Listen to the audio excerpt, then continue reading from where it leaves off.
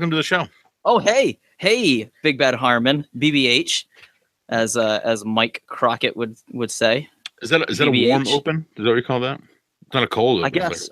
It's not a cold open. Eased it in. No. Eased it in like a gentleman.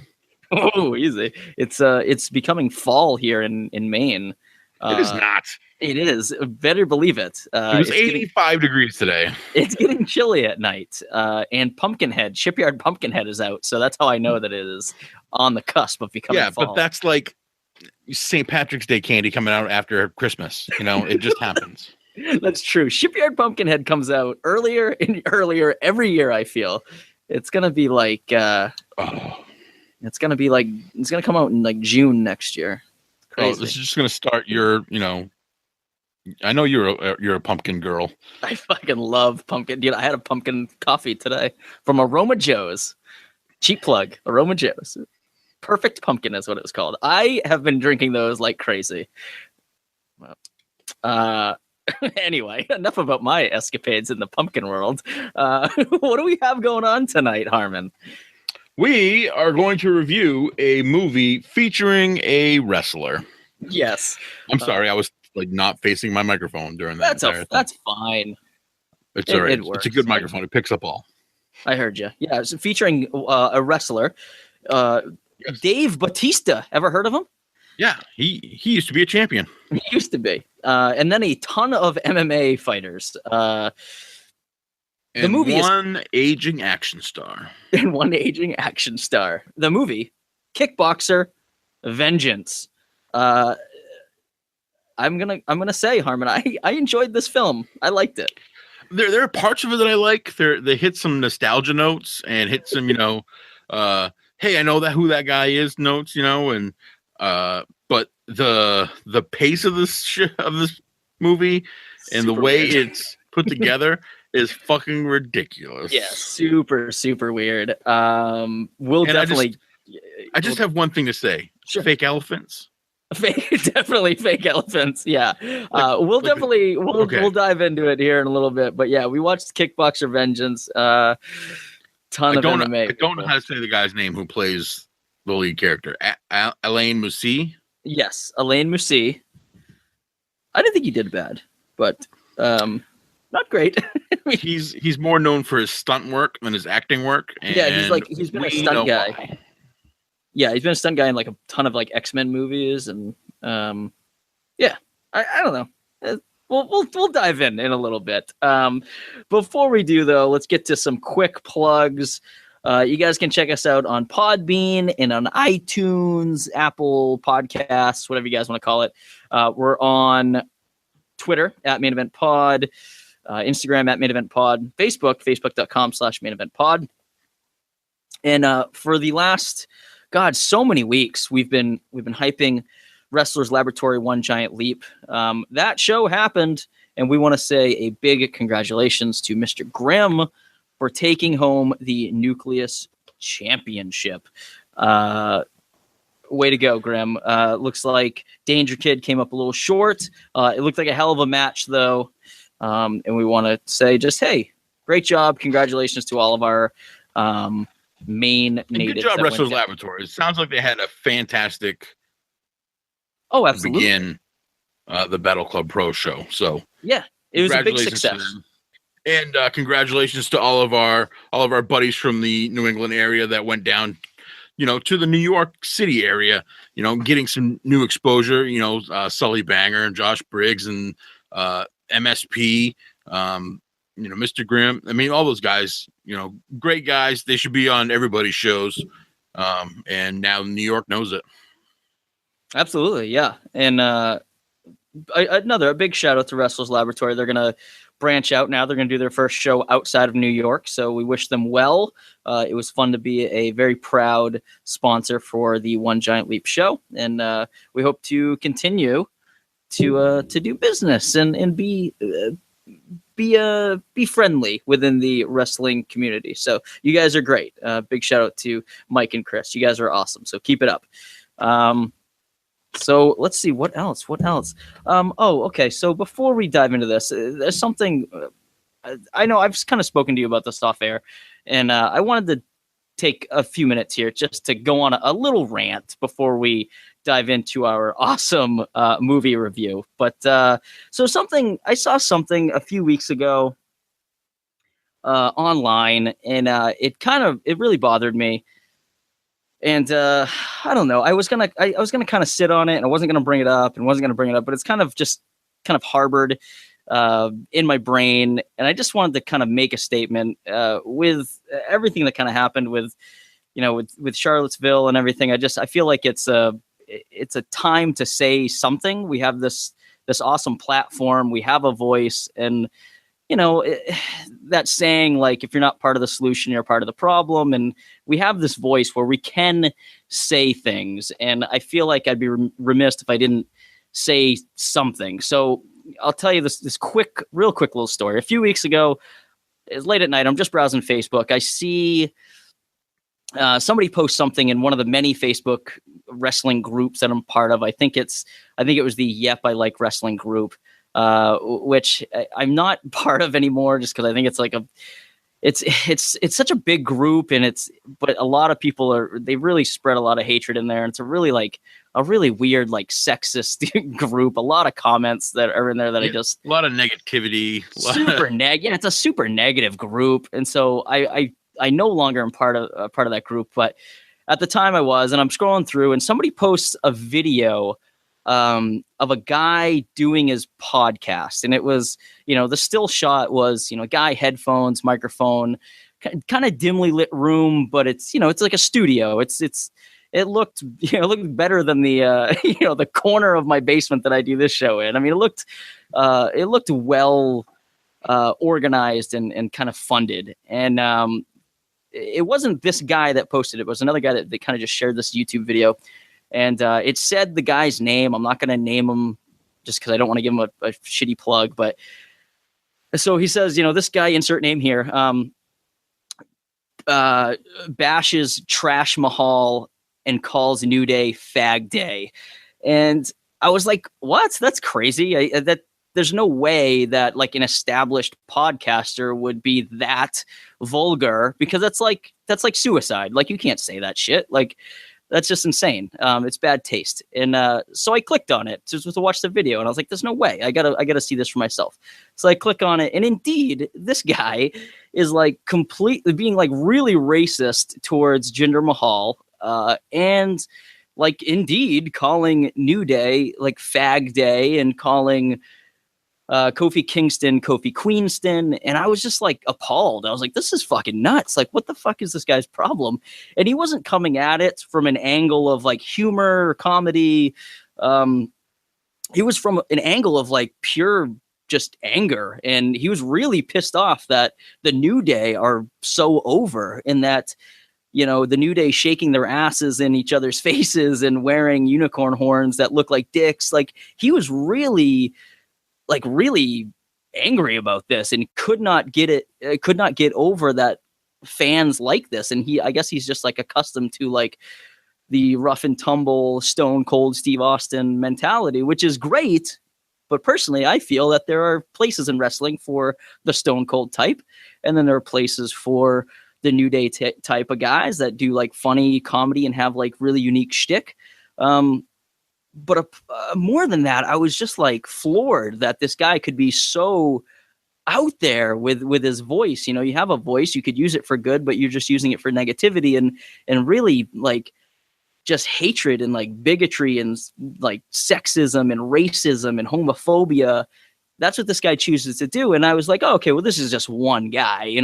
There's like thousands of guys like this, but this is just one douchebag on the internet, which obviously has a ton of people like that. So I do a little sleuthing, because I'm like, who the fuck is this guy? I Google his name. I find his Twitter. I go to his Twitter, and this dude has like 14,000 followers on Twitter. And I don't know if that's legit. That could be bought and paid for. I have no idea. But still, I got bummed out about it. I was like, 14,000 followers on Twitter? That's crazy. And then there's a link to his Facebook page on his Twitter. So I click that, and I go to his Facebook page, and it's like, it's his Facebook page for his podcast. And he talks, WWE and MMA and Major League Baseball and NFL and all kinds. He's a sports podcast guy. And and there's like tens of thousands of followers on his Facebook page. And I was just like, holy shit, this is insane that not only is this guy like a complete douchebag who does this kind of stuff, but there's like thousands of followers, tens of thousands of followers that like this. And I'm scrolling through his page and all I see are comments that are like, you know, haha, listened to your raw review last night. Hilarious. Haha. Fag day, ha ha ha, like tons of comments like that. And it just got me thinking that, like, you know, Harmon, you and I, when we started this podcast, we kind of went into it with, hey, we're not doing this to make money, or we rarely look at our downloads. We do this for fun. We're not into this for, right, you know, internet hits or downloads or anything. We do this because we love professional wrestling. Still haven't made a dime. I still haven't made a dime. It's fun for us, and we like to share our opinions on wrestling, good or bad. Sometimes we get a little bitchy, we get a little negative if the product isn't quite there, but we find complete solace in the awesome wrestling around New England.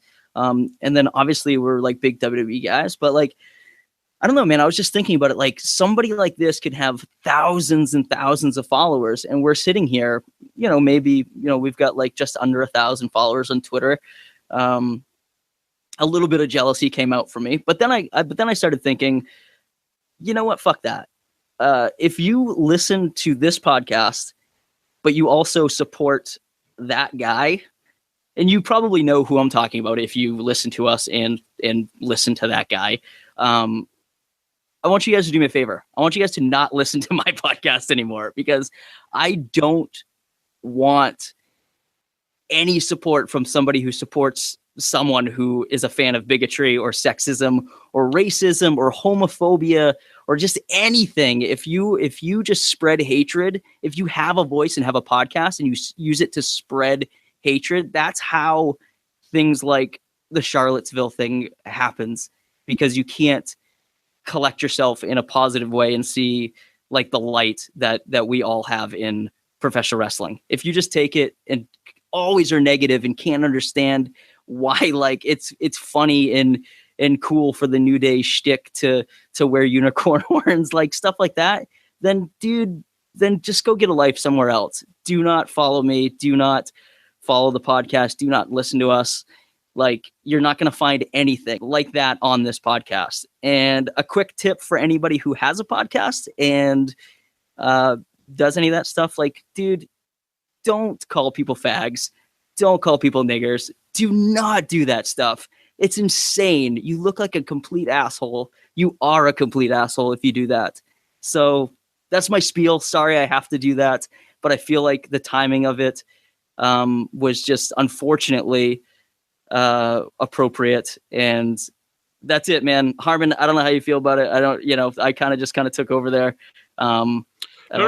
I'm glad you got this off your chest, because you've been talking about this for a couple of weeks now, and I didn't want your head to blow off. So. I know, man. So anyway, fuck that guy. And I don't know, man. Fuck Nazis.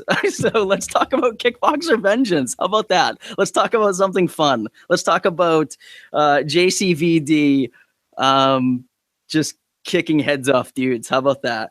That seems more fun to me. Harmon, before that, Randy Carver has a big announcement to make.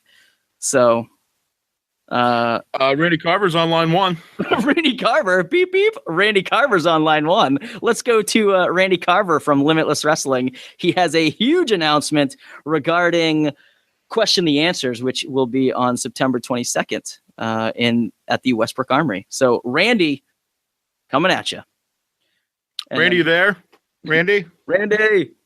Love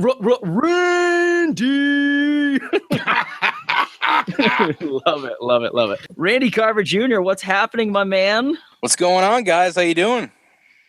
You're doing fantastic. You have a big announcement to make. I do. Big announcement. And thank you guys for giving me the platform to do so. Well, thank you for coming on and choosing us as your platform to break this news. It's fun, man. I love our little working relationship we have. It's fun working with you. So, Randy, by all means, this is the first time you've been on the podcast not broadcasting from your car?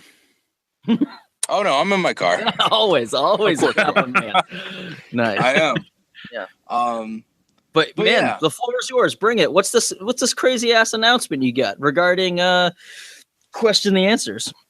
So I was honestly a little taken aback and surprised how much support that the 6-man scramble match got from our fan base, because we put up a poll on Twitter and a post on Facebook, both within like 24 hours of each other, because I really wanted to get a gauge on like what the fans were thinking about those scramble matches, because I've had some people say they love them, some say they hate them.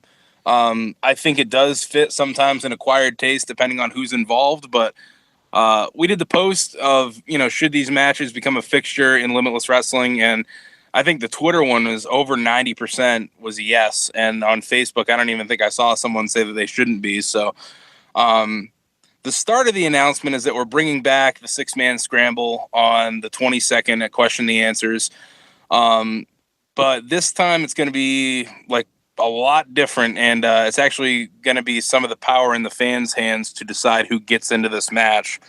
I was talking it over with a couple guys, and I was talking about how much I love like Taboo Tuesday or Cyber Sunday. Like that whole idea for those shows were great. So, but you could always tell like the poll might have been tampered with, or it might not have been, quite obviously sometimes it was rigged. In WWE, I doubt it. Come on. Yeah. Blasphemy. But I just thought about like how cool would it be to actually put, the power of who makes it into this match into the fans' hands. So we're doing the 6-man scramble, and we're doing it half and half, where half of the guys involved in this match will be chosen by Limitless Wrestling, and half will be chosen by the fans through Twitter polls. Very cool. I love this idea, Randy. It's certainly different. Power, huh? Yeah, and so I'm actually going to announce the polls and the 3 that we have chosen for this match already. Bring it. All 3 guys that we chose already were like really, really high recommendations from guys on our roster already. The first guy is out of Louisville, Kentucky. His name is Myron Reed. Does a lot of work for Michael Elgin's Glory Pro promotion, Rockstar Pro in Ohio. AR Fox flat out told me, I think in May, that he had one of the best matches of his career with this dude, and he's only been wrestling for 2 years. He's 20 years old. Wow. Definitely the future of high flyers, and that's been told to me both by him and Sami Callihan. So those are 2 guys who I really take their opinion in high regard. So it'll be very cool to give him a shot in this matchup. I think he's going to remind people a lot of a young AR Fox, because I watched a highlight video that he put out recently, and he's just absolutely crazy. So he'll be a very neat addition to it. So he's already in, right? People aren't voting on him. He's already he's already in. He's a lock. And the second lock already in is Jimmy Lloyd, who will be making his return. He made his debut at the Portland show, Can We Kick It? Always a dude that Joey Janela suggests. Jimmy actually just recently made his debut in Mexico, between the working relationship that Game Changer has with some promotions down there. He's been doing a lot of the deathmatch circuit recently around like the New Jersey area, but he's going to really get a chance to show what in-ring and mat skills that he has. He's a very talented professional wrestler, another guy who's only been wrestling a couple years, so it'll be neat to see what he's learned from the CZW dojo within this match. And very cool. Third is a guy that you guys know quite well. Has had quite a few impressive performances in Limitless Wrestling lately, and that guy's Josh Briggs. Oh, yeah, our boy. Nice. Very cool. I think nice. Harmon's doing the slow clap there. I don't think there was a way that we couldn't have him on the show after having, arguably one of the matches of the night with Donovan Dijak. It's just crazy how much Briggs has progressed. In the short time he's been with Limitless Wrestling since April, he's had 3 out of the park matches. So no way that he could be left off this card, and he finds himself in the 6-man scramble this time. So cool, man. I love the sound of it already. Very, very cool. So then who So do you have like an array of guys who are going up, or are you going to announce it on Twitter? Yeah. Okay. I did this like completely random throughout the whole thing. So Okay. I picked out 12 people who I contacted, and I told them about this idea. And, a lot of them were pretty much everybody all about it. They thought it was a really cool idea, just something different. And the polls go up, just so there's no confusion before I start. The polls will go up this coming Sunday. I'm going to shoot for around 5 p.m. and they're going to last until the end, like midnight Saturday night of the following Saturday. So it's just going to be 7 days that these polls will be active on our Twitter. We'll be retweeting them every day, so that if you miss it the first day that they go up, they'll pop up eventually. So we will also be retweeting them every day. Yeah, definitely follow Main Event Podcast. They retweet all our stuff too. So, but yeah, they'll be up each day for you to look at. You can only vote once on each poll, but they're going to be separated as 4 choices per every poll. So there's 3 polls, 12 people total. A few people who haven't even made their Limitless Wrestling debut yet. So could be a good start for somebody in this 6-man scramble. But what I did was I took the 12 names. I literally wrote them on pieces of paper. I pulled them out of a hat, and that's how I distinguished each category. So poll number 1 is going to be Bear Bronson, Jeff Cannonball, Mike Grassa, and Mr. Grimm. It's a tough bracket right there. Poll. That's a tough one. Pick. Wow. Poll number 2 is the Kingpin, Brian Malonis, Jeremy Leary, Kennedy Copeland, and Xavier Bell. Holy shit. Man. Another tough one. God. Randy. And then, Randy. I mean, what are you doing to us? It's tough, man. It's tough. I can't imagine a Limitless show without Xavier Bell, first of all. I know. He's been on literally, I think, every show thus far. Oh, and boy. then this is tough. The third one, which is like a real toss-up here. It's a lot of like new and old names. Brandon Watts, Christian Casanova, Mark Sterling, and Tara Calloway. Jesus Christ, Randy. I have no idea what I'm going to do with these. It's tough, man. I was looking at these, especially like the first 2 is just, there's no runaway polls in this one. They're literally just very evenly matched. Even the last one, I mean, Mark Sterling, he had a great match with Top Shelf up in Bangor at Hogwash. Christian Casanova, haven't seen him in Limitless in forever. I don't think he's been around since a year ago, past your bedtime. Yeah. Oh man, you are a dastardly human being. I'll tell you that right now.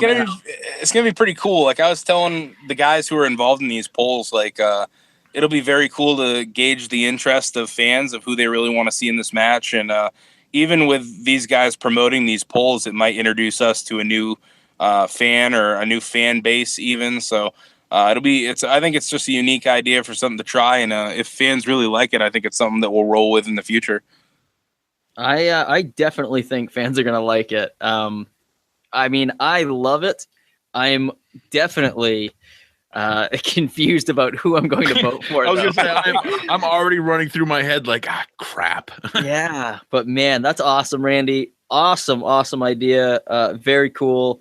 I look forward to seeing the polls. I look forward to seeing the results. And obviously, I look forward to seeing Question the Answers.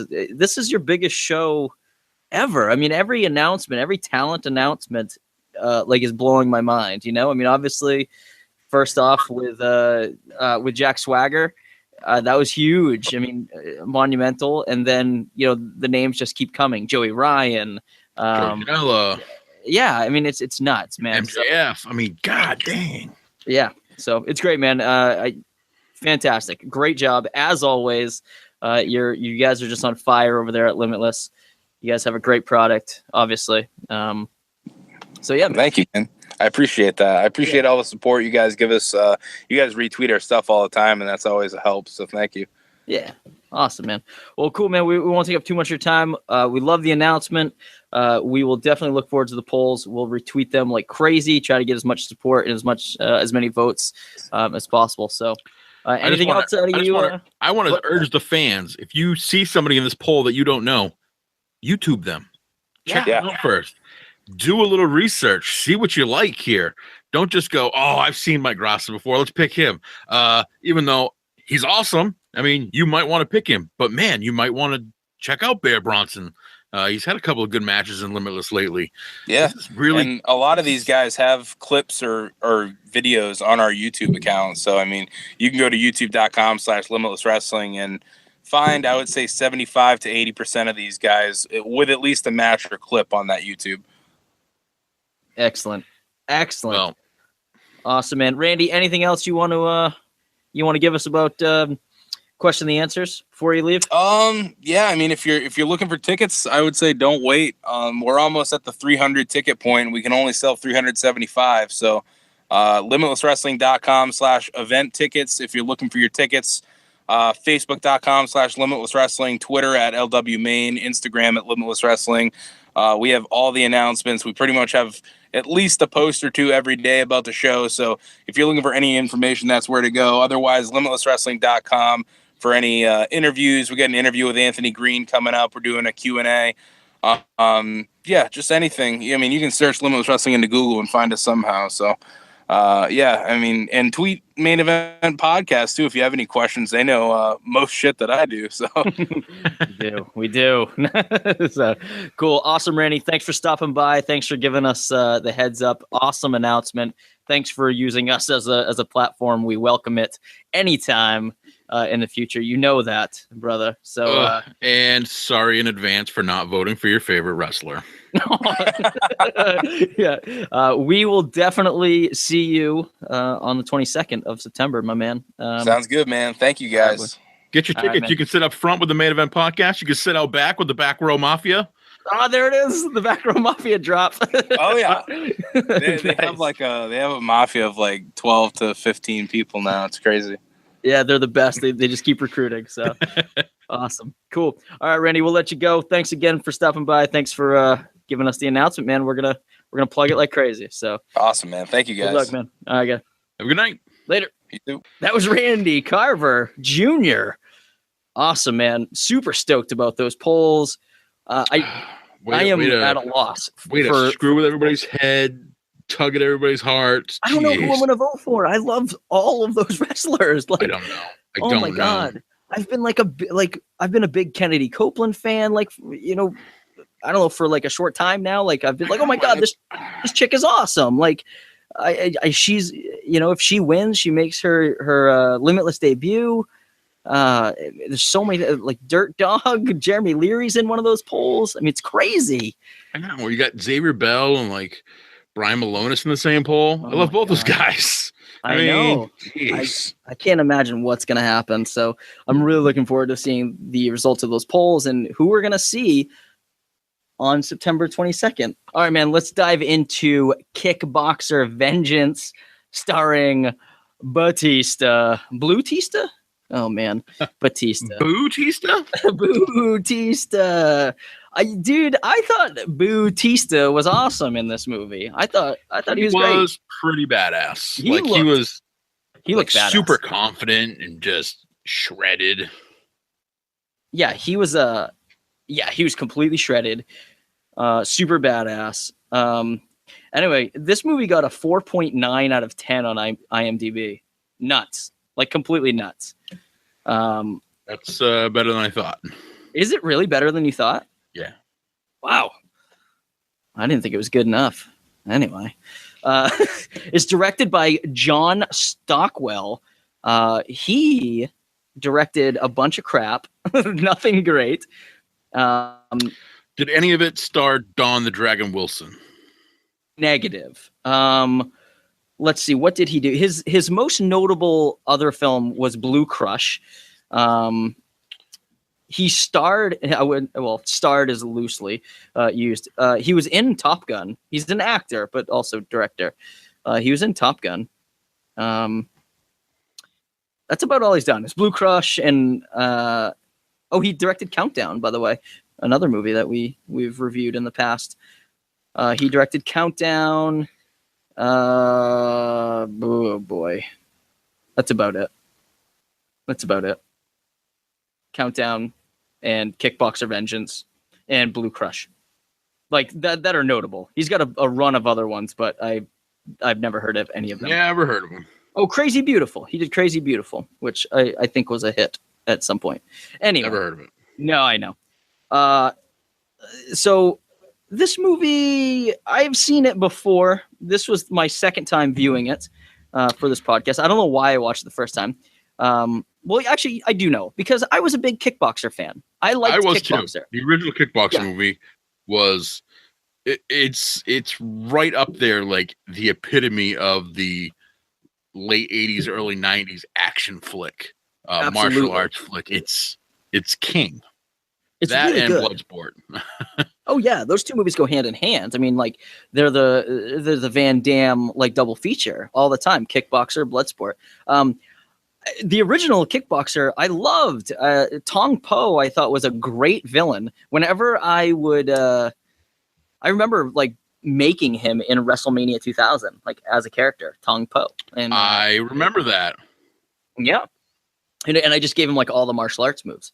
It's fantastic. Yep. Yeah. It was cool, man. You were a pretty big dick. I was a pretty big dick back then. Well, let's dive into this movie here. Right off the bat, you just get a guy walking up to like a sanctuary or whatever, and a drunken GSP answers the door. George St. Pierre is in this movie. Surprise! He plays the part of Kavi. Yeah, sure. We're just gonna refer to him as GSP. We all know him. He's the Canadian UFC superstar that we all love, and he's a legend. GSP. Former welterweight champion. Oh yeah, coming back by the way to fight Michael Bisping. Cut it out. He is. He just signed it the other day. He's going to come back. He's going to fight Michael Bisping for the middleweight title. I don't know why he gets a title shot. Because he hasn't fought in like 2 years, but sure, he's gonna fight Michael Bisping for the middleweight championship. Nobody knows anybody else's name in the middleweight division, so that's true. I could maybe mention 5 UFC fighters nowadays. There's so many, but anyway, it's just an immediate fight scene in this movie. Basically, Kurt is our guy, our hero here. Kurt Sloan walks up to these doors. GSP answers. He says, "I want to train with Tong Po." GSP invites him in and says something along the lines of like, well, I got to make sure that you're worthy. So they just start fighting. Like GSP throws down his beer can and they just start fighting. I don't know. I thought pretty good little fight scene. Fight scenes are good in this movie. I'll admit that. Yeah, fight scenes are pretty damn good in this movie. GSP kind of he gets his butt kicked after a little while and sits down on a log, and then he says to the guy, "He's pretty fast." And the other guy goes, "No, you're very slow." Yeah. And then, so I guess there's a ton of these fighters like gathered around. And I guess the deal is that they were all like invited there to train with Tong Po. These are supposed to be like some of the best fighters in the world. I don't know. Yeah, these are his students. These are people he's training. Yeah. And so Kurt, I don't know. I don't know how Kurt knows this or showed up or found Tong. I don't know. Anyway, Kurt found him. Well, John, because this scene is not actually chronologically first. No. We're going to get to that. Yeah, there's a huge flashback, which is like a portion of the movie, which is weird. But so he's accepted into this school. Into this, this group of trainees here for Tong Po. Right.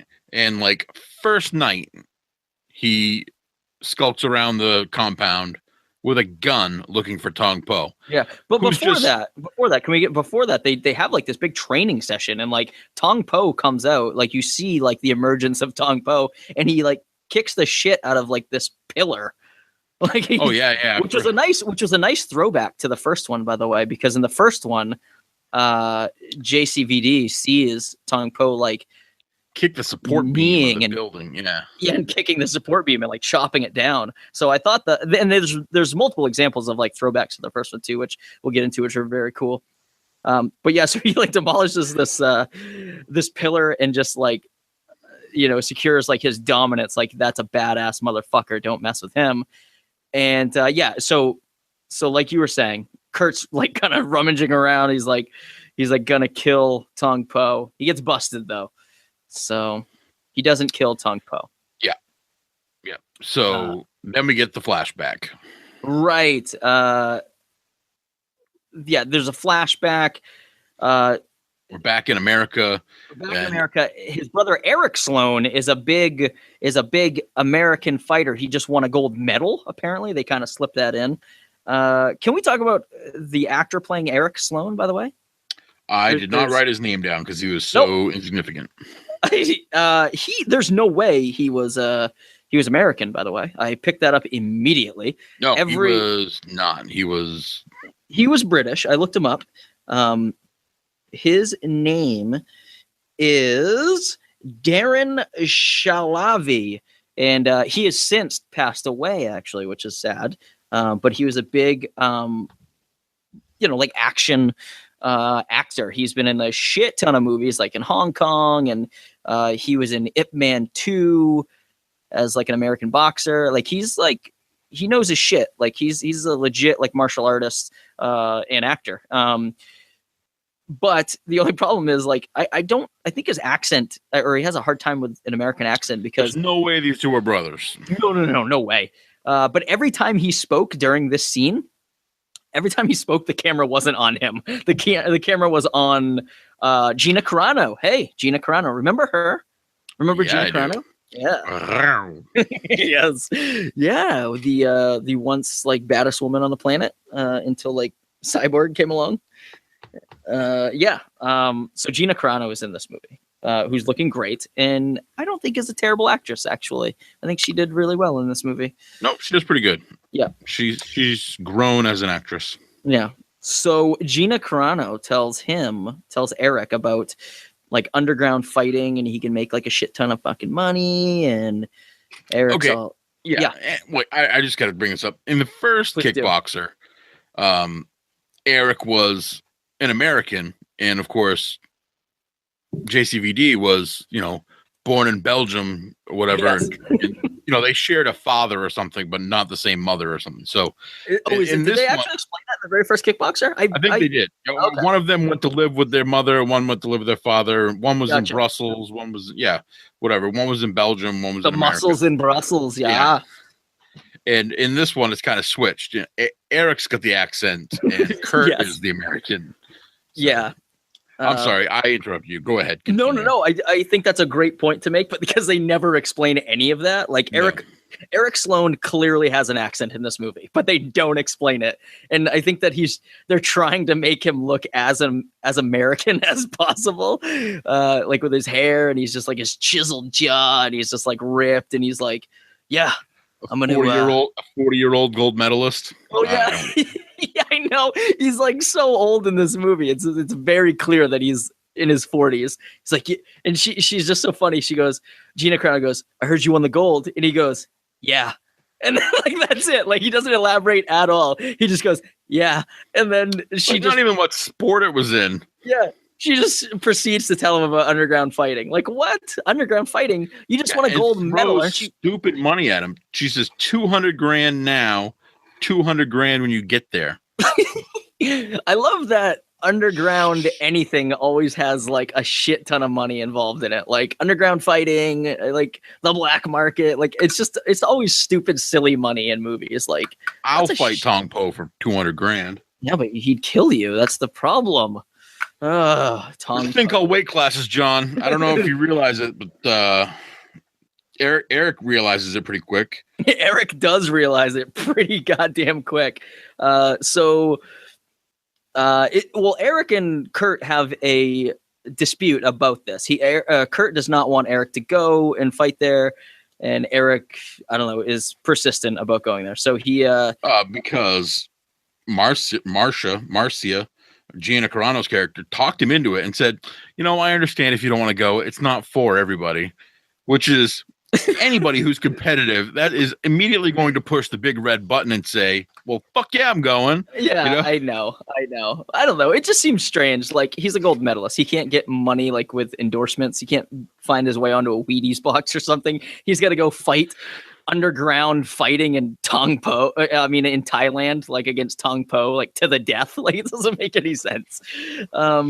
So Eric leaves. He sends Kurt some tickets, some plane tickets to go to Thailand.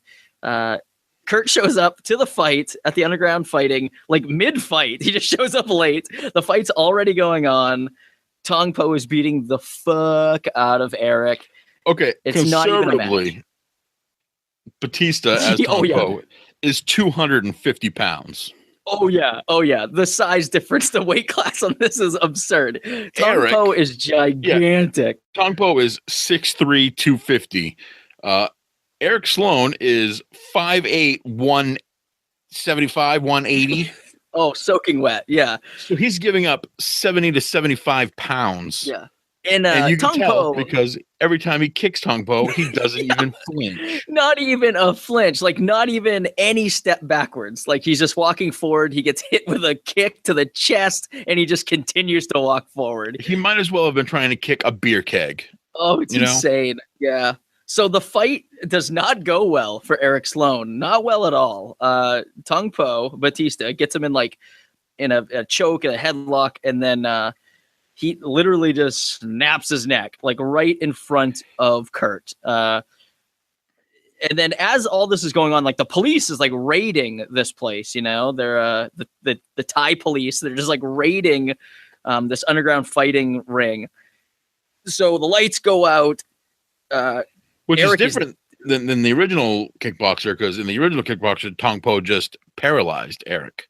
Exactly. I was thinking of fine, and he ended up in a wheelchair. Yep, I thought of that as well. I was like, wow, Kickboxer Vengeance really went all the way with this one. Yeah, they really took it to death. That escalated slowly over 25 years. It really did, yeah. So Eric is dead. Kurt is not. Kurt is arrested because it's obviously like he's sticking around. He's aiding his brother, and everybody else flees.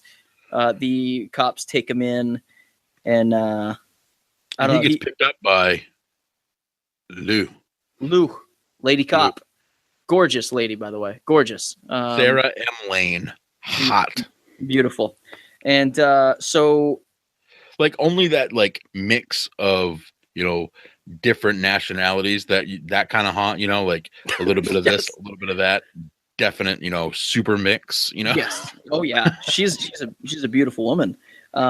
So she plays the cop in this, and they take Kurt in. He's kind of questioned, and then they're all just like huddled around like Eric's dead body, and then Marcia comes in, Gina Carano, or Marcia, whatever you want to call her. She comes in, she says her goodbye. Kurt is really pissed off about it, thinks that she killed him, thinks that she set him up, which she did. Spoiler alert, she definitely did. And anyway, so they say that Eric's like prize money was left with his trainer, which is Master Durand. So Kurt goes to get the money at Durand's place, and it is none other than the living legend, Jean-Claude Van Damme, the muscles from Brussels, Jean-Claude, which is different than obviously the original film, where he plays the role of the trainer. He's a much more badass trainer than I feel was in the first one. The first one, yes, was that little guy. But still like a Miyagi kind of a type, old and little, but still tactical and will like bend your small joints to submission. So that's not how Durand is. Durand will kick you in the face. Durand will kick you in the fucking face. And then repeatedly punch you in the gut. Yeah. So then I believe they cut back to like kind of current time, right? Is that what happens? They kind of cut back to like Kurt in the he accuses Durand of not training his brother well enough, right? And he gets popped for it. And then they cut back to like current time, and he's like in Tong Po's place, right? And the cops are showing up. The cops are showing up. Tong Po and his kind of like his MC, the guy that like his hype man. His hype man. That guy was great, by the way. He was awesome. I thought he played it really well. Called him, and he's going to be in. Never mind. Okay. So they like hand Kurt over to some really shady cops. But then at the last minute, Lou comes in and kind of rescues him, and she takes him in. And as they're driving, they just like randomly get attacked by some gang. Well, because the hype man told one of the fighters, "Hey, follow them, and don't let them get to where they're going." Right. So they're attacked by like this gang of like masked guys or like guys with scarves. It was the Foot Clan. They got attacked with a Foot Clan. It was essentially the Foot Clan from Teenage Mutant Ninja Turtles. Yeah, and they're fighting on like fake elephants, which is just like nuts. Yeah, somehow they managed to get guys with elephants to block the street, so they had to get out of their car, and then they were going to back up, and like some trucks pulled in the way, so they're boxed in. Yeah, and there was fighting on top of the elephants. Well, they showed a live elephant, and then go to them fighting, and it's obviously like something with a gray blanket over it. yeah and some like paper mache ears, because the ears, nothing moves. Yeah, there were a lot of like really shady cuts in this movie where I was like, oh, okay, that's a weird like 2-frame cut that they just spliced in here. That's weird. Yeah, super awkward. So they fight their way out of this situation, and Kurt goes back to Durand, and he wants Durand to train him to fight Tong Po. Well, no. Lou takes him back to Durand to hide him. Oh, is that what's going on? Okay. She's hiding him. And remember, because he says, yeah, you're going to be staying with Durand, and stay out of trouble. And Durand's like, well, when did that happen? And she goes, right now. And right. Durand take him. That's right. But then he asks him to train him to fight Tong Po. Right. And then JCVD proceeds to beat the shit out of him. And then just agrees to train him. He beats the shit out of him. It doesn't even seem like he recognizes any kind of like potential. He like easily beats him and then goes, okay, I will train you. Like, that's it. I was like, okay, I guess. And this seems like a bad idea. Yeah, this seems like a bad idea. You just beat the shit out of this guy. He clearly shows zero potential to beat Tong Po. Like, his brother was an Olympic champion, and he couldn't beat him. So supposedly. But and this is the part of the movie that kills me, because it now goes on to a 15-minute training montage. Oh my god. Okay, and here's a weird thing. Maybe I missed something on this. Maybe you can explain it to me a little bit. But so she brought him to Durand, right? Correct. And then she's in the room with him when Durand wakes him up and like starts beating him with sticks. Do you remember this? He's tied him up to the bed. That wasn't her. That wasn't her? Who the fuck was that? No, that was like another girl that was training there, because she also trains him with the swords. Okay, I did not separate those two people, because I was like, two different ladies. But they never like introduced this other girl then, because I was like, Who is that? I assumed that was Lou, and I was just like, oh, okay, who's that? No, because she must be like the mother of the two kids that are there. Oh my god, never introduced either. That they don't. Yeah, they just like throw characters in here. Okay, that explains something, because he's like hitting him with sticks. He wakes him up. He's tied to the bed. He's hitting him with sticks. And he cracking him in the shins with like these batons. Yeah, and I can't remember what he says. He says something along the lines like he has to dull the nerves. Dull the nerves. That's what it is. And he's just screaming, and Durand tells him to shh. So now he has to like bite his tongue while Durand beats him across. Right. And this is a really long training montage. This lasts for like 10 minutes. And he does a lot of the same stuff that was in the original Kickboxer, like pulling Durand around in the wheelbarrow. And in the original, he was pulling the guy around in a rickshaw, riding the bicycle up and down the cables. He did that, I think. Yep. I mean, they did all kinds of stuff. The coconuts and the kicking of the palm trees and all stuff from the original Kickboxer. And the whole time I'm wondering, I'm like, is this how he trained Eric? Like, I feel like this is pretty intense. Like, did he train Eric Sloan like this? And Eric Sloan still failed to beat Tong Po. So I don't know. It was weird. And then is this the part too where Lou asks him, they kind of cut away and she points to like his ripped abs and she goes, what is that? And he goes, oh, training. And she goes, what kind of training is that? And he goes, training with Durand. It's like, I mean, what do you think's going to happen there, lady? Like, he's with a martial arts trainer, and some dude killed his brother. You obviously think that he's going to ask him to like train him. I mean, come on. You brought him there. You brought him there. Get your head out of your ass. What are you thinking? So like you mentioned, it's a really fucking long training montage. And at one point, JCB, sorry, he kind of like stops and he's like, I'm ready. And they do a little sparring and right. And I wanted to mention too, at this point, JCVD has his shirt off, and I wrote down JCVD still ripped. He is shredded still. Yeah, how old is JCVD? He looks great. But anyway, so they have this little sparring, and Kurt's like, yeah, I'm ready. And so he's like, oh, you think so? Okay, we're gonna go into town. And in the original Kickboxer, he takes him to a little bar, gets him drunk, and makes him fight like all Tong Po's guys. Right, and JCVD succeeds. He beats the shit out of all those guys.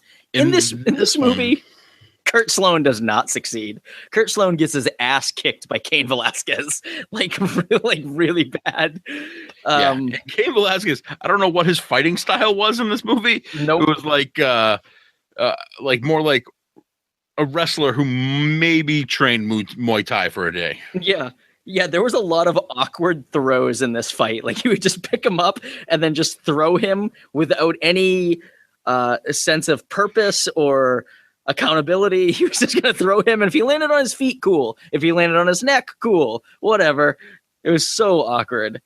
You know who I liked in this scene was the fight promoter guy, Joseph King. He goes, one of my favorite lines of this movie, he goes, he's like an Australian guy, and he says, Joseph King by name, Joe King by nature. I thought that was great. Joe King by nature. Awesome. Well, we found you a wrestling gimmick. yes. I thought that guy was awesome. And then Kurt just gets his fucking ass kicked in this match with Cain Velasquez. Cain Velasquez isn't going to stop because, well, he can make an example out of this. And Durand has to step in and kick Cain Velasquez's ass in like 2 seconds. Oh, yeah. He like smashes a bottle on his head. Cain Velasquez laughs. And then JCVD just does a roundhouse and lays him out in one kick. He does the Jean-Claude Van Damme. That's just called the Van Damme. The Van Damme. The jumping, spinning roundhouse kick. Van Daminator. Boom. Yeah. I secretly wanted him to like throw a chair and then have like Cain Velasquez catch it and then just kick to the face. That would have been fucking awesome. Little RVD action. Yeah. I'm gonna tie wrestling into this somehow. So Kurt loses. So they go back to their dojo. Loses. And who's there? GSP. Drunk off his butt. Oh yeah. He's like, they kicked me out. Tong Po don't want me no more. Yeah, that's a good French Canadian accent. That's good. I like it. Made my Australian accent look like shit, but thank you. And then we get this dream matchup between George St. Pierre and Jean-Claude Van Damme. This is like GSP's dream. You know how much GSP loves Van Damme? He loves Van Damme. Why not, right? Dude, they both love like techno dancing, and like it's just they love GSP. I've seen it on record. GSP loves Van Damme, and they get to square up here, and it's awesome. And JCVD obviously beats him, and he says, "You work for me." He gets the truth out of him. Yeah, he gets him. You were here to spy. He goes, "Yeah, I work for Tong Po." He goes, "Okay, well now you work for me." Right, you work for me, and you work for Kurt. And so, like, basically, he's gonna make him his training partner. And then so they start training together. And he's already better than Kurt. Way better. He's way better than Kurt. Like, and I thought that too. I was like, oh Jesus, well, you should just take this guy to beat Tong Po. But like, because he's obviously way better. One funny part in this training montage, because once again we have another like 10-minute training montage. They're training, and GSP says, "I'm not impressed with your performance," which is a great.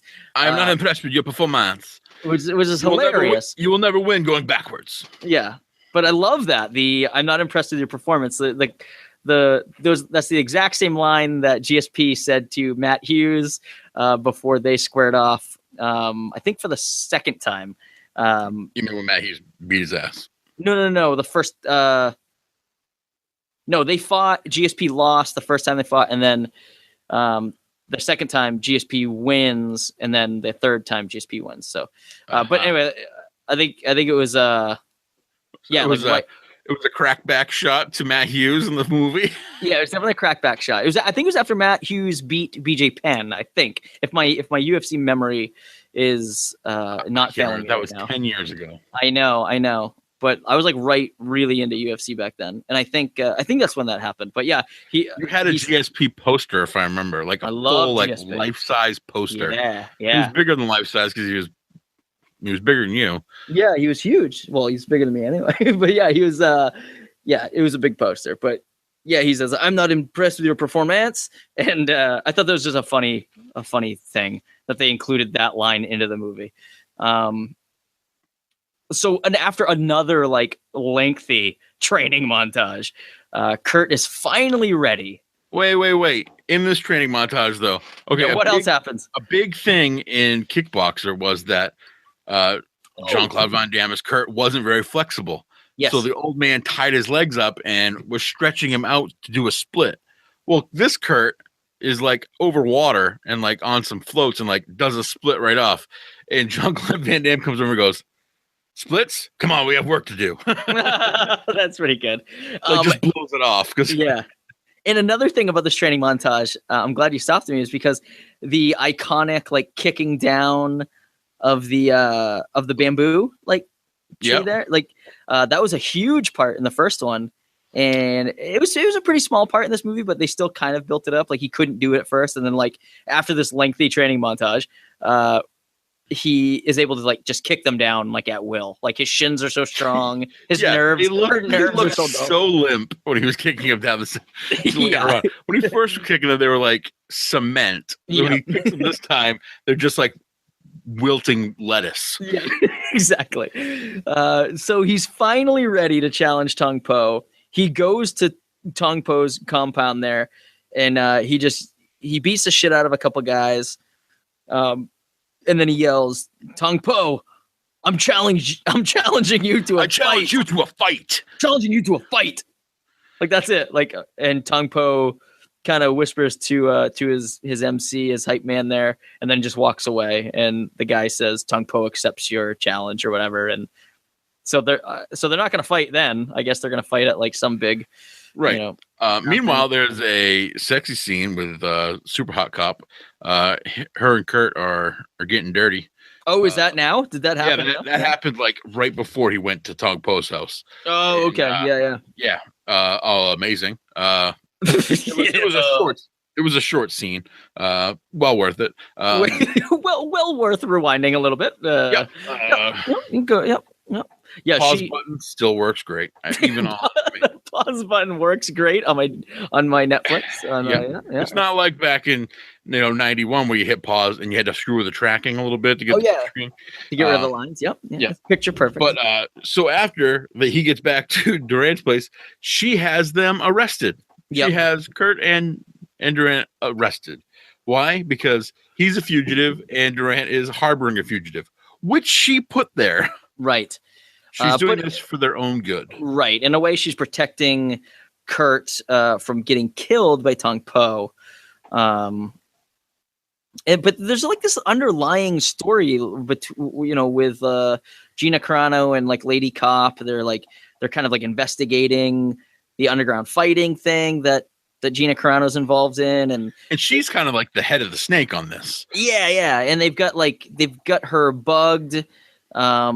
But then she knows it, and so she tries to like set up Lou to like go to like this place where they're basically just like set up to get killed, but then they escape. I don't know. It's all kind of like I paid no attention to that side of the story. I was like, yeah, I don't give a shit. I just want to see some fucking fighting. I just want to see Tong Po and Kurt go at it. And then she pretty much outs like her partner or whatever because he's dirty, right? And they're going to release Durand and Kurt. Like Tong Po dropped the charges. They're going to release them. But those two guys don't know that, and they hatch themselves a plan. They do. They need to get out of there so they can fight Tong Po.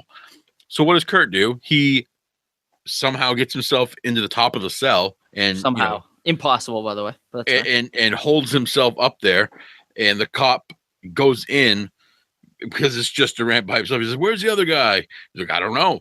and they slap that guy around and walk out of the cell. Did you notice who the guy in the cell next to them was? I did. Fun fact, but why don't you say it? Yes. Fun fact. Was it Mikkel Kissy? Yeah, he says, hey, forgot about me?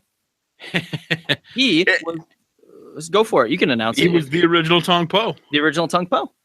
Yeah. He, if anybody has delved into the history of Van Damme, those two were like best friends before they became movie stars. Well, Van Damme became a movie star, and Michael Kissy had some, success here and there, but mostly he's in like every Van Damme movie. By the way, yes, he's in every single Van Damme movie.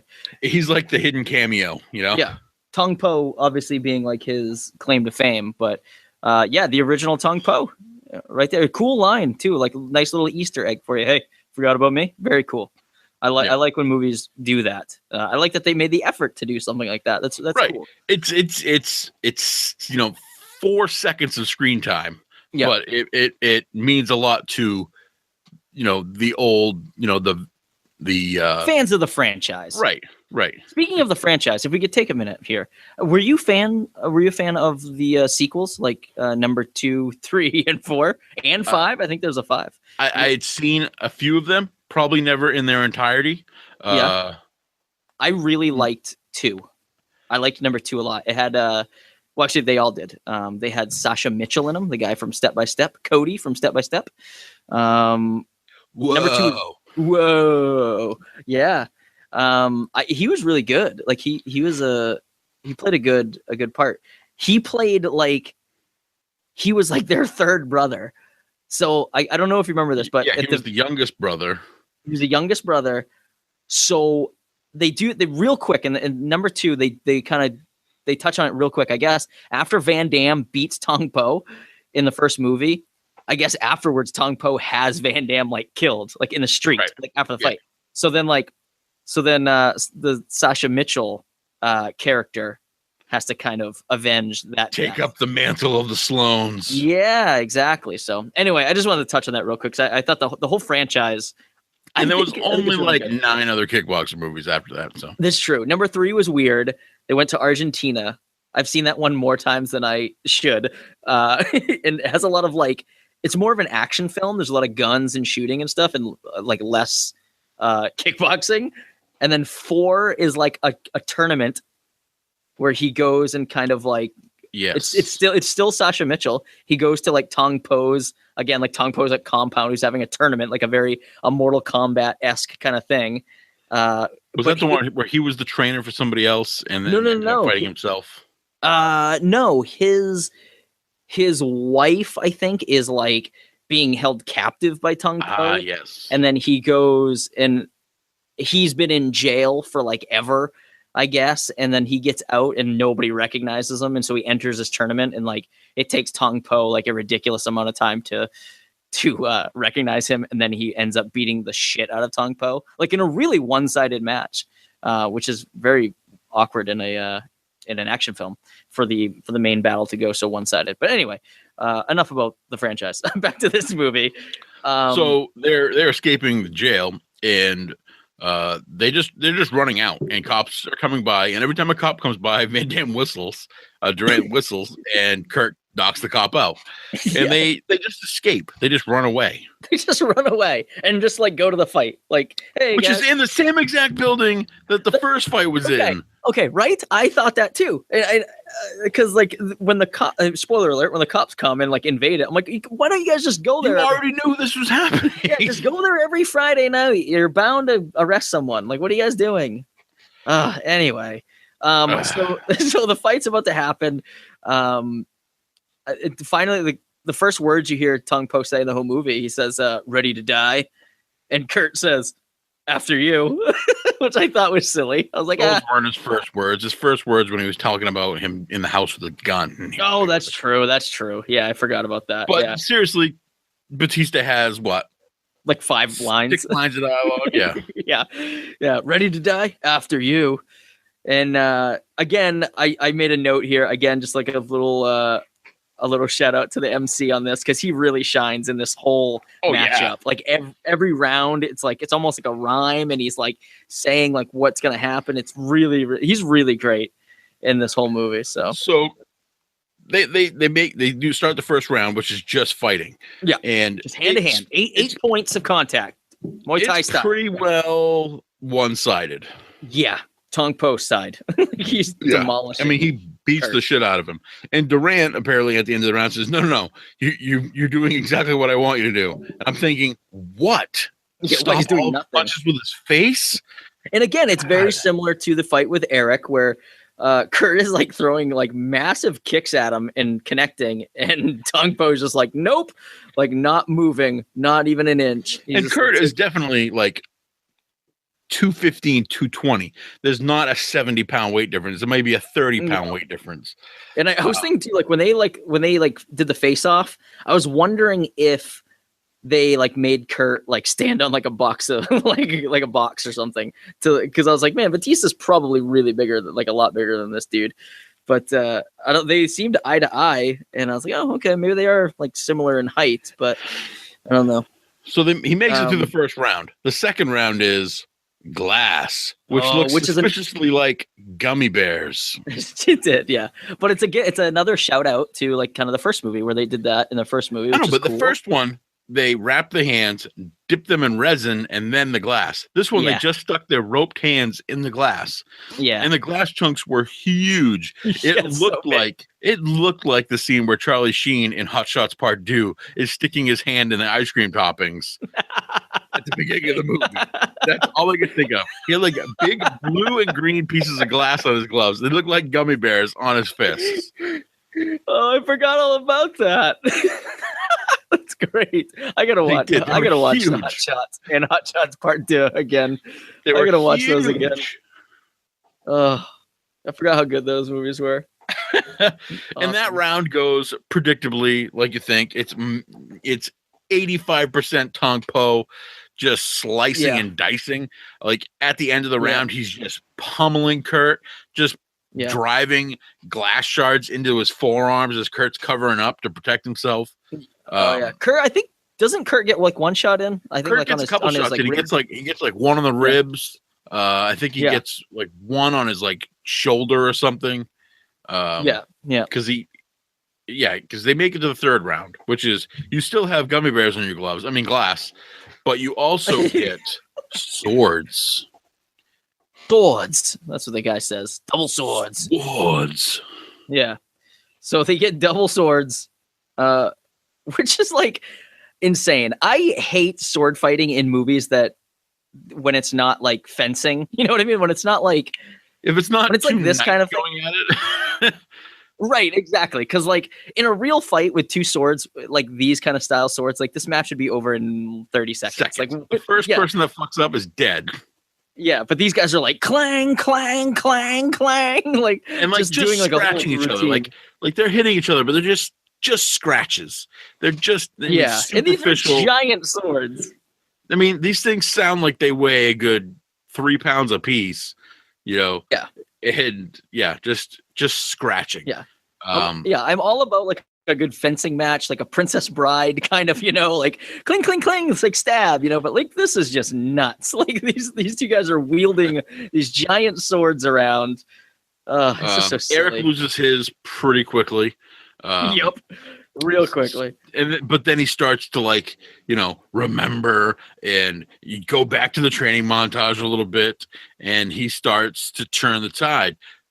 Durand like yells at him, "Pick up the sword," and he throws it at Tong Po, and it slices his cheek. It sticks into the fence, and you're like, that was kind of a dick move. I mean, yeah, for the baby face to be throwing swords. I mean, this is unacceptable. Yeah, come on, Kurt. That's a heel move. It's not allowed. But yeah, he starts. At one point, you go ahead. I'm sorry. At this point in the fight, I thought, why didn't Batista ever incorporate some Muay Thai into his moveset, like in WWE? Because he's really good. He's pretty good. He's really like fluent and like really good. I know. I mean, he fought MMA like I think once, you know, but like. He can like throw a really good kick and he can throw good elbows. Like it's weird that he never incorporated any of that. Yeah, his knees look really good. Like his clinch is really good. I just it's weird that he didn't ever bring any of that over. Like especially when he did his comeback there, that definitely was not received well. But it's weird. I was like, oh, he's really good. He should have done some of that. So anyway, it was just like a random thought that I had while watching that fight. So I was like, oh, his moves are good. I think this is the round. Kurt gets does a belly to back suplex, does a German on him. Yeah, Kurt takes him to Suplex City in this match. and Batista falls Tong Po falls hard on his shoulder too. Yeah. I was like, that's a broken collarbone, Yeah. But also, I think it's around this same time that GSP starts a chant. GSP shows up. He's in the crowd. Good to see that his sobriety is going well. Yeah.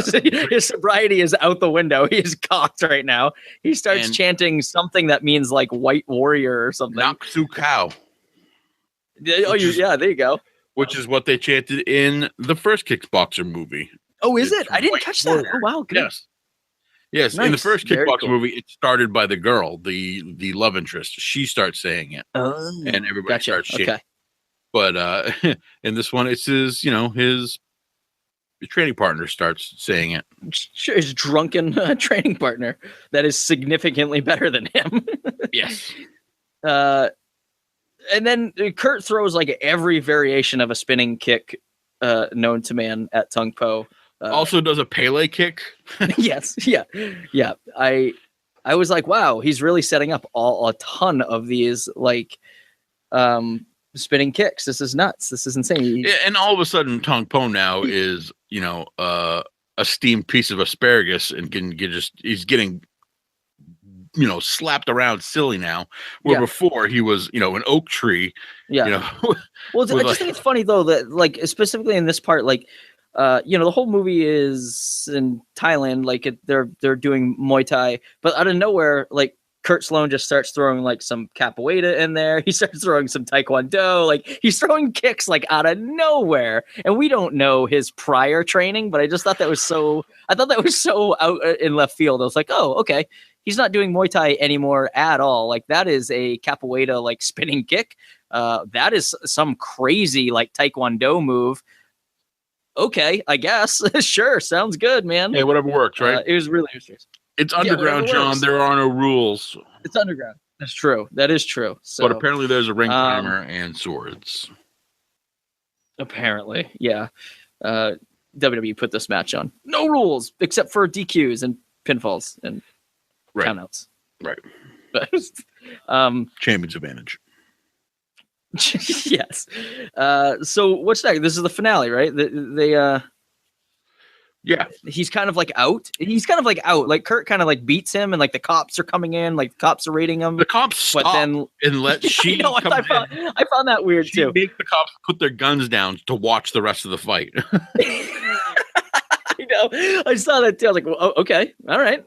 Gina Carano is arrested. She gets arrested.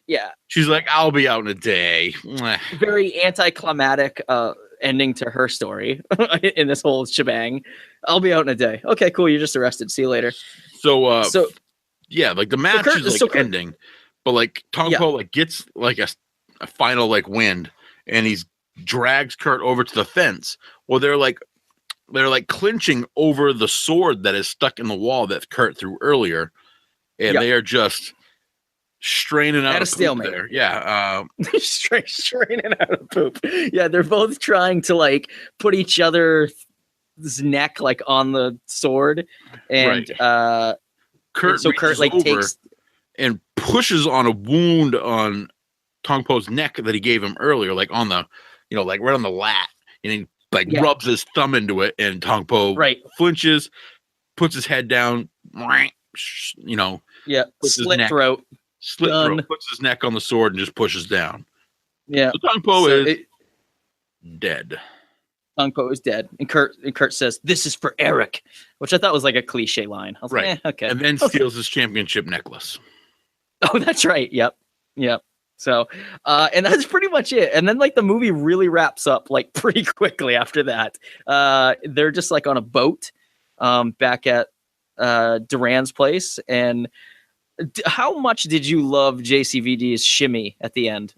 Like there's like he just takes his hat off. He does this like weird little dance. And kind of like gives him a little send off. And Kurt and Lou kind of like ride off into the sunset on this boat. They do a little boat trip. I was like, okay, all right. And then roll credits. So I was like, oh, all right. And the credits are the best part of this entire movie because it's spliced pieces of the original and the new, and they're like trying to like emulate JCVD's just dancing, like he's just little dance out at the dance club in Thailand. Yeah, it was cool. I don't know, man. I didn't hate this movie. Usually these kinds of movies are right up my alley. I have to say, I didn't hate it either. The fight scenes are pretty great. Yeah, the fight scenes are good. They're choreographed really well. The name recognition of having like GSP and Cain Velasquez in it and Batista. I mean, that's all awesome. Having Van Damme as Durand, that's awesome. I wish maybe the main character was somebody I knew. I don't know. Yeah, I mean, I guess, yeah. I don't know. I had no idea who that guy was. Yeah, I'm okay with it. I thought he did an okay job. It's just one of those movies that's not going to have like a deep storyline or like, you know, a great dialogue. But the action scenes were great, I thought. And I thought it was fine. I mean, I would definitely recommend it if somebody like had a late night, nothing to do, you know, and you like action films. It's not bad. Let's see. There's a couple reviews that I thought were really good on IMDb. I'll read a few of them. I kind of got an array. I got like 2 kind of shitty reviews, people that didn't think it was so good, and then I got 1 awesome review. These are really good. Let's see. K Jackson 1980 says he gives it a 3 out of 10. Pretty shitty review. He says, stick to the original. Gonna keep this short as I have wasted enough of my time watching this. Never mind typing it. Okay, here goes. The acting is bad. JCVD really needs to consider hanging up his acting gloves. That's bullshit. Fuck this guy. That's terrible. I shouldn't single. He knows nothing. He knows nothing. I shouldn't really single out JCVD's poor acting, as the rest of the crew were equally as bad.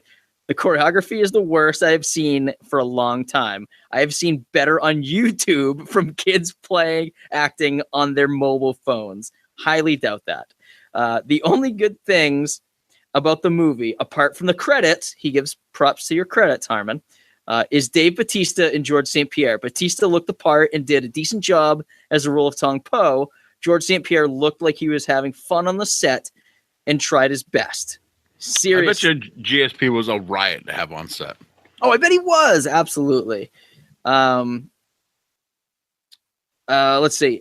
He says, and then he gives a little, like, some advice to Batista. Seriously, Dave, you need to stay away from movies like this, as it could damage your career. I think Batista's doing fine with his career. He's making millions on Guardians of the Galaxy. I think he's a popular Marvel character now. I mean, he made that character popular.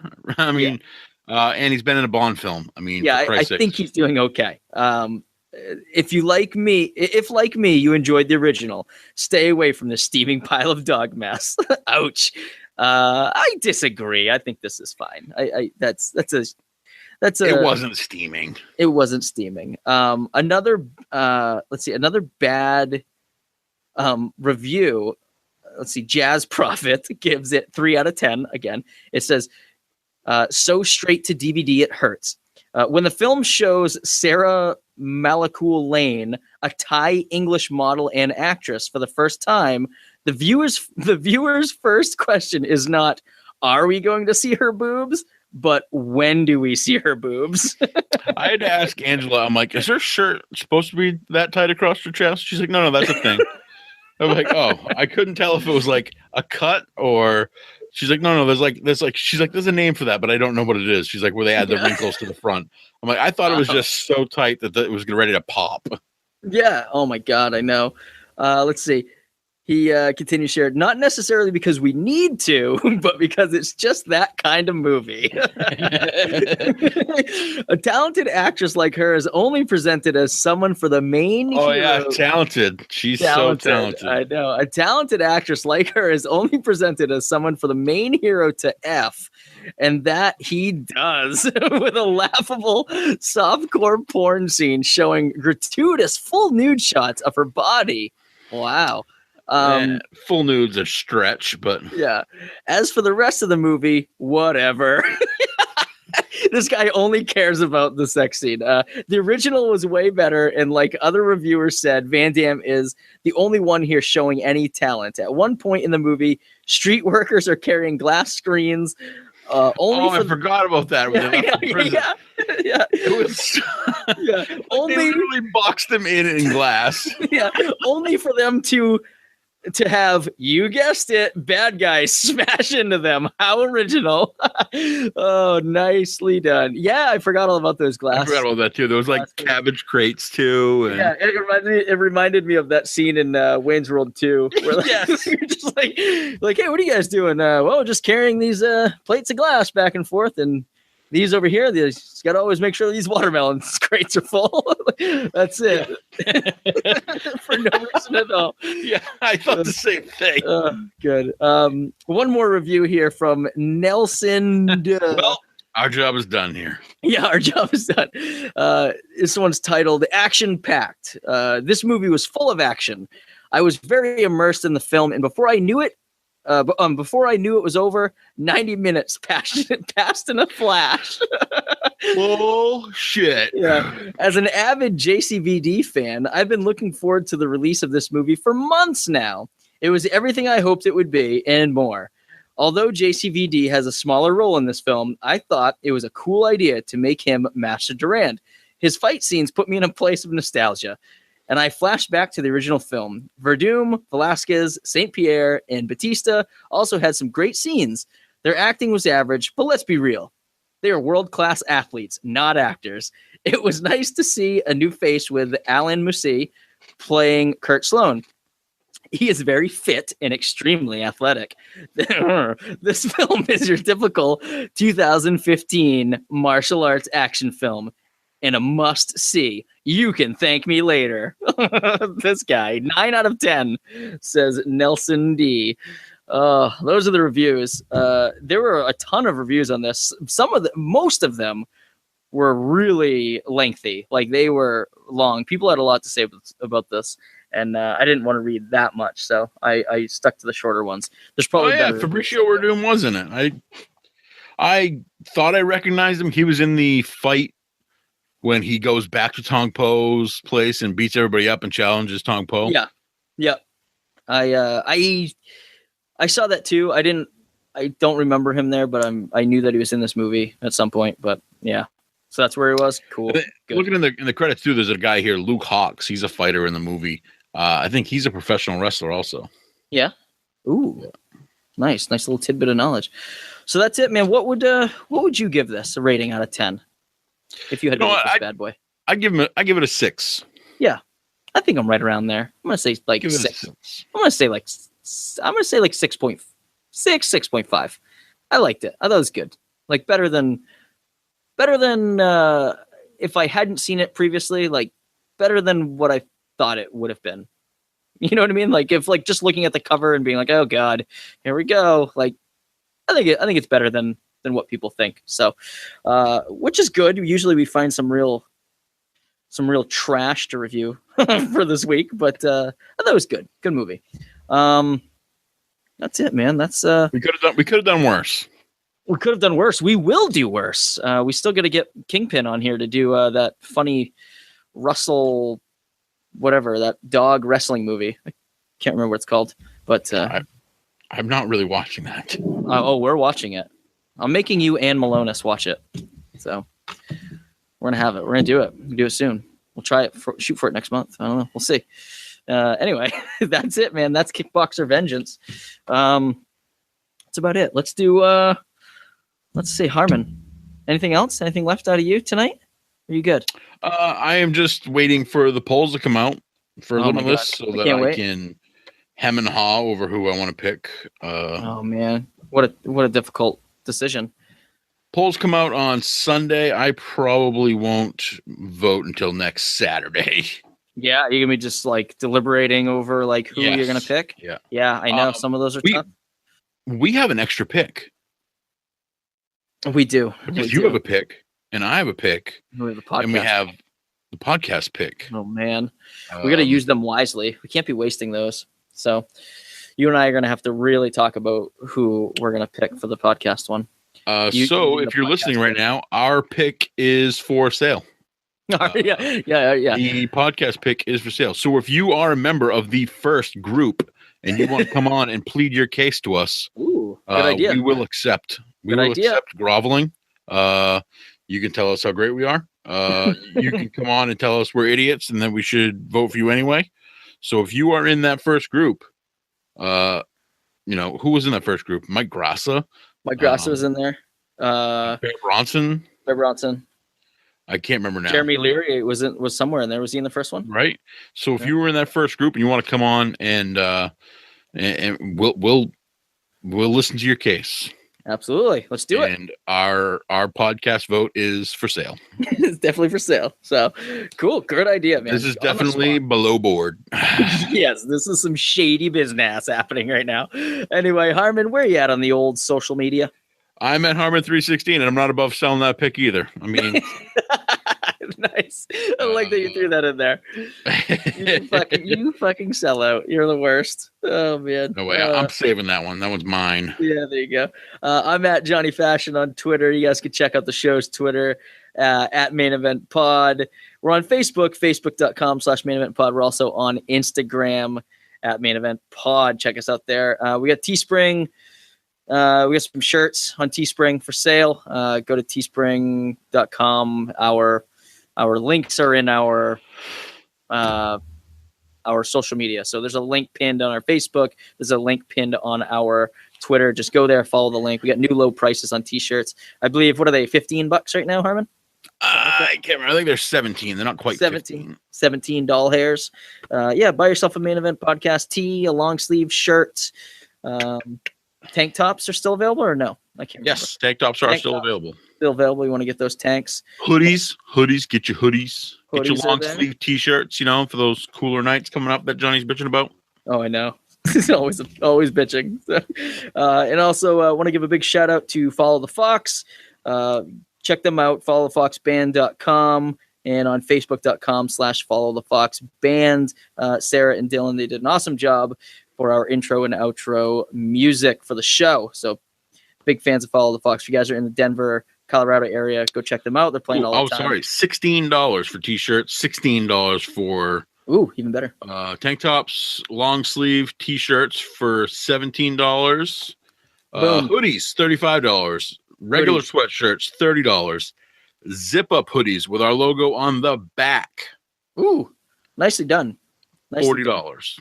Excellent. Nicely done. I love that. Kids stuff, like baby stuff is $12 a shirt. Toddlers, $13 a shirt. Toddlers? A lot of toddlers listen to the show. Ladies sweatshirts, $18. Ladies hoodies, $25. I mean, come on. Come on, guys. Support your local podcast. All in varying shades of blue. There you go. Cool. Awesome. Harmon, that was a fun episode, man. Thanks for watching Kickboxer and talking to me about it. Appreciate it, buddy.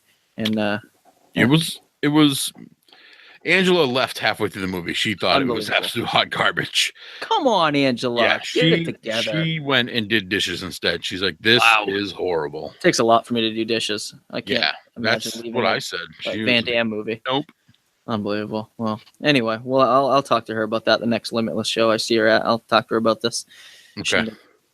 Harmon, thanks for joining me, man. And listeners at home, thanks for listening. We will catch you later. Thanks for having me on. Thank you, Randy Carver, for coming on. Oh, Randy Carver. Hey, Randy Carver, thanks for coming on. Big shout out to Randy. Listeners, thanks for listening. Catch you later. See you next week. Bye. Talking about wrestling from today in the past. It's gonna be a blast. Johnny and Harmon are the Main Event Podcast.